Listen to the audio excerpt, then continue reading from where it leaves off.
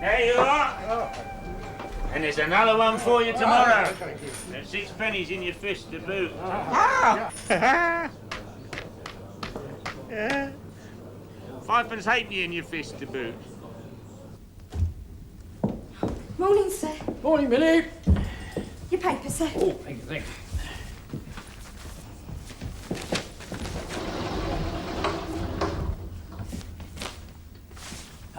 Well done, the Buffs. Up, lads and atom. That's the ticket. Good news from South Africa, sir? Yes, excellent news. The Dundee Brigade is advancing up to Lana Hill. The sooner we give them Boers what for, the sooner our brave lads will be home, sir, eh? Indeed, indeed. I don't suppose there's similar news regarding my Dundee sausage advancing up from the kitchen, is there? It ain't sausages, sir. It's eggs. You ain't forgot what day it is, surely? Monday. It's Mrs. Malaby's day, sir. It's always eggs on Mrs. Malaby's day, because eggs is easy. Thank you, Millie. Only for myself. Oh, the children asked if they could have theirs in the nursery, sir. Again? Cook said she supposed it'd be all right, sir, provided they cleared away the dirty breakfast things.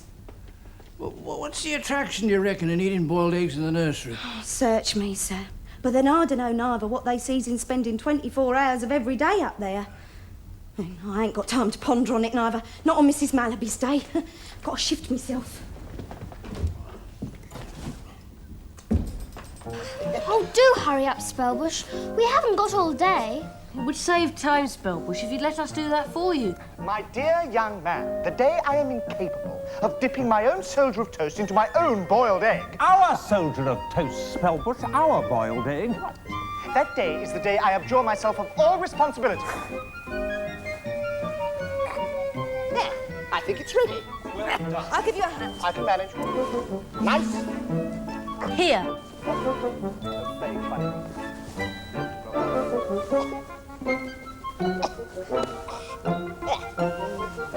Thank you. How is it? It's rather cold, actually. I'm not surprised. The time it's taken him to dip it. There was a war in Lilliput once about boiled eggs. There was a what? A war. About boiled eggs? I've never heard anything so preposterous in my life. It's true. He's made it up. He's always making things up. He hasn't made it up. He read it to me out of a book. It's true, I'll show it to you. Don't bother. The fact that inveterate fibber Gulliver wrote it down by no means makes it actual. Quite the reverse. It suddenly occurs to me why giants are giants. They need to be such a whopping great size to tell such whopping great fibs. Not a fib. Not a fib. Gulliver didn't make it up, and neither did I. There was a war about which end of an egg you should cut open. The round one or the pointed one? My dear young children, forgive me for saying so, but that's utter nonsense. Utter nonsense. Lilliput has a civilization that stretches back for centuries. Hundreds of years. Yes. Our way of life is based upon the teachings of countless wise men. And philosophers. And philosophers. Philosophers, yes. We wouldn't be so childish as to lose our tempers over how to open an egg. Impossible. Unthinkable. There was a civil war once, yes, over a very serious matter. But it had nothing to do with opening eggs. Of course it didn't. It was to do with how to slice an orange. That's right. The correct way, of course, is from top to bottom. No, Fistrom, you've got it wrong, as usual. You slice an orange straight across. Top to bottom. I ought to know, because my great-great-grandfather lost his leg at the Battle of Jaffa Hill. My great-great-grandfather, Fistrom, I'll have you know, lost an eye at the Battle of Mandarin Field. You slice an orange straight across. Top to bottom. Straight across. Top to bottom. Are you trying to tell me that my great-great-grandfather lost his leg in vain? Straight across. Are you trying to tell me, Fistrom, that my great-great-grandfather was a liar? Yes! Fistrom, Spellbush, stop it! Both of you, this minute! As I was given to understand the war in school, it was nothing to do with cutting oranges in half. It was an argument about which way to peel an apple. An apple? What? Yes, it was, actually. I happen to know because... You've not finished off that breakfast yet? We've nearly finished, Millie. We'll send everything down as soon as we've done. Just look at the mess you've made on that nice clean cloth. There's bits of toast and egg yellow all over. Why, you wouldn't hardly think two nicely brung up children had been having breakfast. More like a parcel of heathen savages from foreign lands what didn't know no better. We'll clean it up, Millie, honestly. Just see you do. There's one good thing about it. It's Mrs. Malaby's day today, so at least that cloth will get a good seeing to. Now, just you finish your breakfast off double sharp, and after that you can be an help instead of an hindrance, and slip your coats on and run an errand for me. Oh. Where's Fistrum? Oh, Fistrum! What a silly place to keep milk.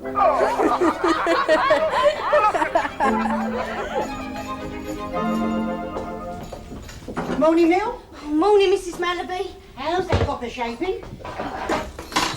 Oh, nearly on the boil. Down to it then. White's first, calories after. Oh, lovely. Now.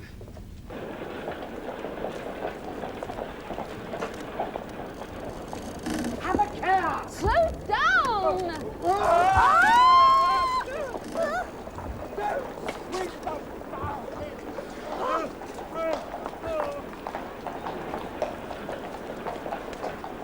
Here we are, Mum. Safe and sound.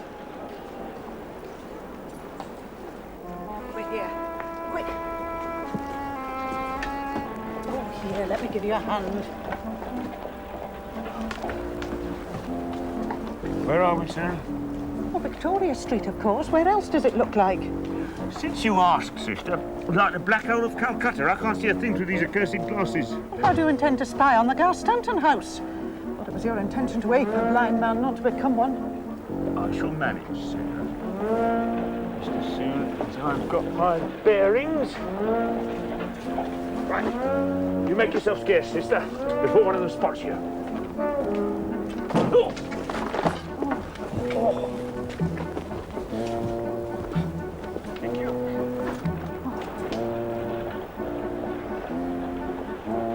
Is the old gentleman all right, Mum? As right you may warrant as he'll ever be. It's a sad misfortune to be without one's eyesight. It's a sad misfortune to lose one's senses to boot. The afflicted can always fall back on the parish. Well, thank you to convey me back to my lodgings. Lacey!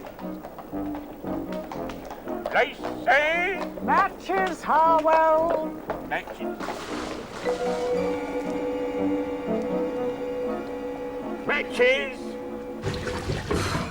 I don't know, Mrs. M. I swear the Monday wash gets bigger every week. Well, I wouldn't argue with you, Millie. Oh. But if the wash is getting bigger, somebody's getting smaller. Here, who the heck do these belong to? Oh, there's some of Miss Philippa's Dolly's things, I shouldn't wonder. I expect she must have popped them into the laundry basket. Oh, I never know dollies get their things so dirty. I mean, these is sopping wet. Oh, they've been soaked in milk. That ain't nothing to write home about. I rinsed out a suit of Dolly's clothes in a week, which was caked all over in pink blancmange. Shocking. Wasteful. Dolly's going into blancmange.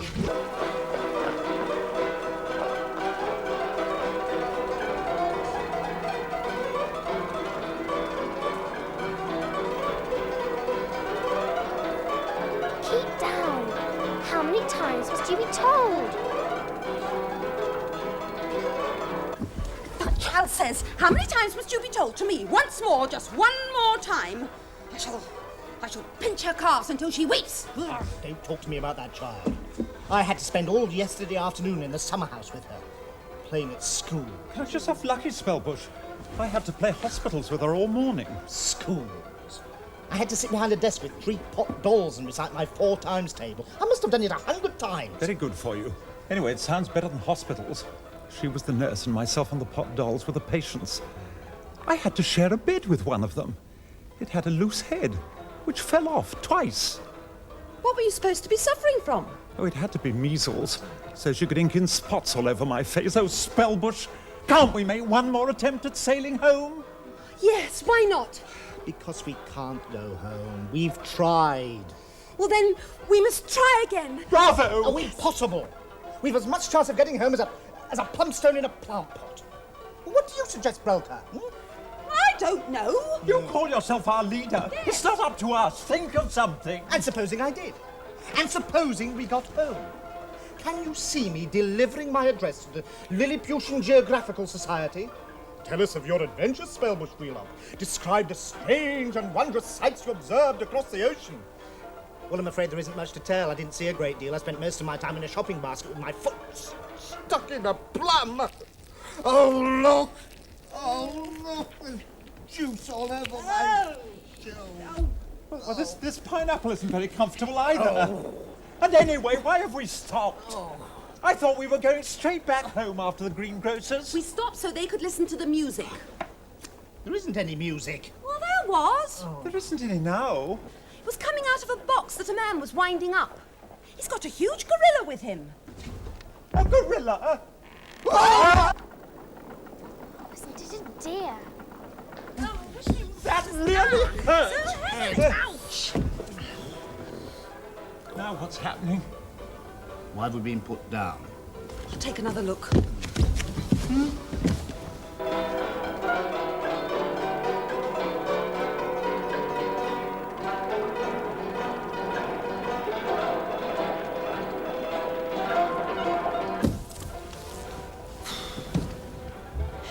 You won't believe this, either of you, but the two of them are stroking the gorilla.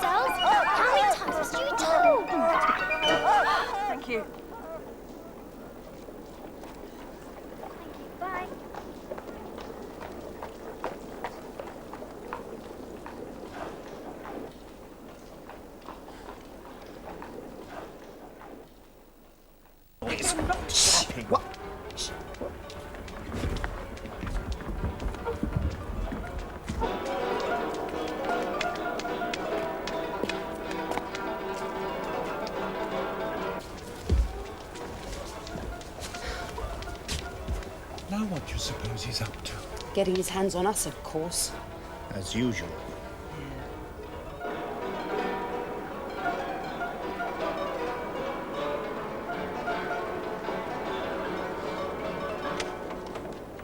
You two, is that the shopping you were sent to fetch? Yes, Millie. Well, give it here then. Cook's going on for a champ. She's waiting on that pineapple for an upside-down cake.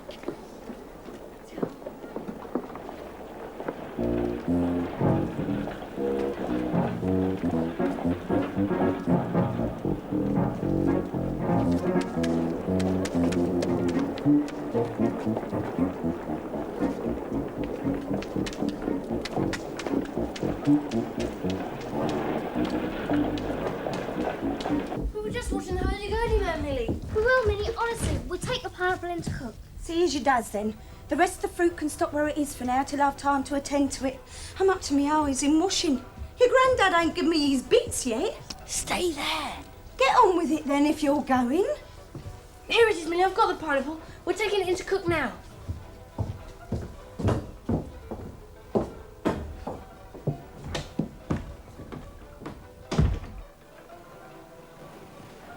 It's all right. The coast is clear. Clear for how long? They told us quite distinctly to stay in the basket. They told us, yes. Then. You don't suggest that we do as they tell us, surely. They're only little children. They'll tell you anything. He's right, Fistram. It was them that told us we'd been to war because of a boiled egg of all things. When the entire civilized world is fully aware that hostilities began over the serious and contentious question of how to slice an orange. Top to bottom, side to side. Oh, don't start all that again, you two. I was merely trying to make the point that it doesn't do to put your trust in them. Anyway, we can't get down. Remember the Lilliputian proverb, Fistram. Where there is a must, there is a needs. Jump! Down there, into that! You can't be serious. I am, if you've the spirit for it. Spirit? Me? Spellbush Freelock, short on spirit? Show me the man who says so. Ladies first, of course.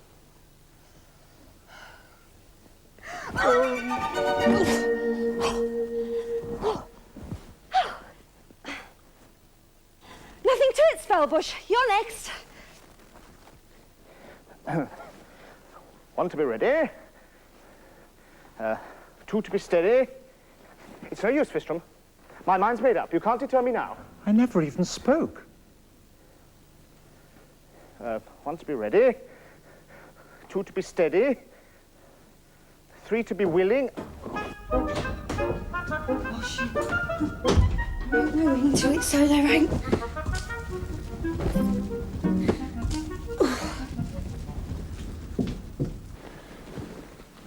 Look. The basket's gone. And Brelka's gone with it.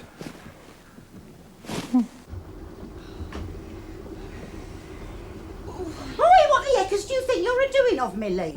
Banging this washing in a copper, and Mrs. Malaby. And I'll chop your tail off if you do. There's whites and colorids there all mixed up. Oh, well, I'm blowed. Oh, I don't know whether I'm coming or going this morning, Mrs. Malaby. I'm sure I don't know, young woman. Here, you attend to this mangling. I'll see to that. Oh, you'd have my whites all colours of the rainbow, Millie Lottersby. Then where would I be? Don't know, Mrs. M. I'll tell you where I'd be, Millie. Looking for another Monday situation. That's where I'd be. No. White sits for boiling.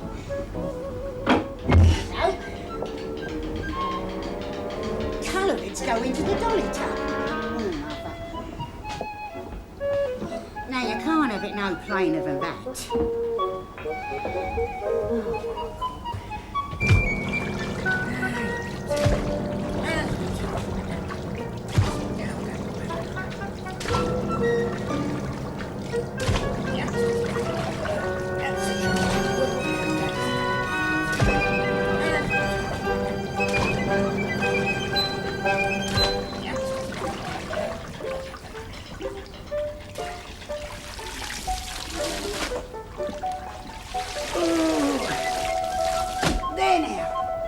Another lot dollied and ready for the washboard. Woo. How are you shaping up, Millie? Not bad at all, even though it is me that says it. Feast your eyes on that little lot. Oh, my word, you have marched on. Well, I'll leave this lot here for the moment and give you a hand to peg that lot out, eh? Right. Ooh. March. The boys and now the girls.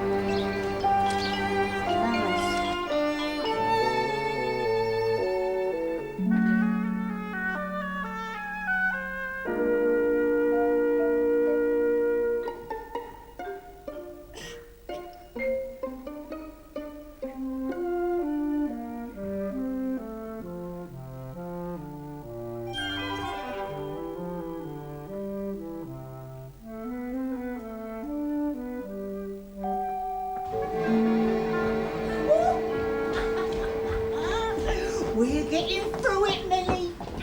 Another boil in that copper, and I reckon we'll have broken her back on this week's wash, Mrs. M. Well, shall you carry on with the mangling while I look to the whites?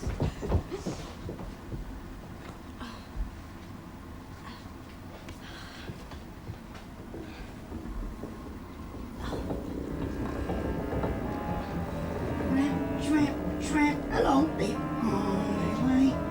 Come here. Ooh. La la la la la la. And another.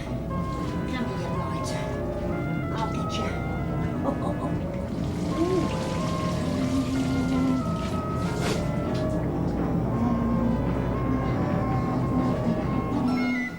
Cook thought you might be ready for a cup of tea. Oh, well, Cook's really wrong. Well, same here. As soon as I finish mangling, your granddad's naughty. Gerald! Master Gerald! What was the boy thinking of? I'm sorry, it's my hand. It's all right, Cook. At least they'd soon as mended. I don't know, Master Gerald. I suppose like all boys, he thinks cups bounce. Good job it wasn't on my washing. Good job too, it was on the washhouse floor and not on an upstairs carpet. Oh.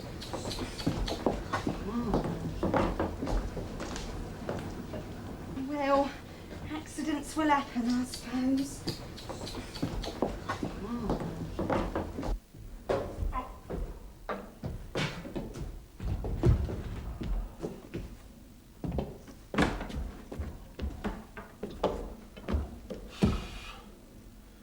Well, Sarah, aren't you going to ask how I fared this morning? Why should I waste my breath? I can see how you fared, unsuccessfully. There are as many boxes of matches in that tray as there were when I last saw you. I have not tramped the streets all morning with the intention of selling matches. As if you tried bootlaces. Bootlaces neither. I've not sunk so low yet, thank heavens, that I have to resort to practising hawking for a living. Well, more's the pity. If you'd come home with a few coppers jingling in your pocket, they might suffice to purchase something that might have added some flavour to this meal. Oh, it's not lentil broth again, Sarah. Those that live in penury dine in paupery, as the good book tells us. I don't remember seeing those words inside the Bible. Well, you've never looked inside a Bible, Harwell. It's half your problem. If you'd spent more time studying the Christian way and wasted less hours chasing fairy folk, you might have made an honest living and have some money in the bank. Curse it, sister, there is money in the bank. Yes, and it's my money. And there's none of that to spare for frittering away on idle luxuries, such as carrots and scrag end of mutton. I warrant you'll not turn your nose up at idle luxuries. When it's me that's made the fortune, Fortune and indeed. he's put in the bills. Whoever heard of anyone making a fortune selling matches in the gutter? Devil take it, sister, you know as well as I do those matches are a mere charade. 1 second more this morning, and I'd have had those creatures. We'd have been dining at the Café Royal now, on goose's liver and pheasant's breast. Instead of which we're dining at home on lentil broth. Grace, brother.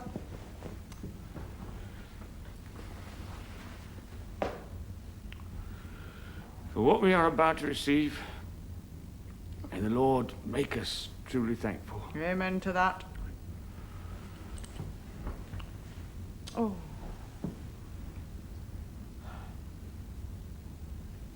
What's for pudding? Well, it hasn't taken you long to recover from your adventures. I think all the excitement has given me an appetite. Oh, you don't deserve any pudding, any of you. I hope you've all learned your lesson, and I hope next time you'll do exactly as you're told. When you've finished, what is for pudding? Fresh fruit.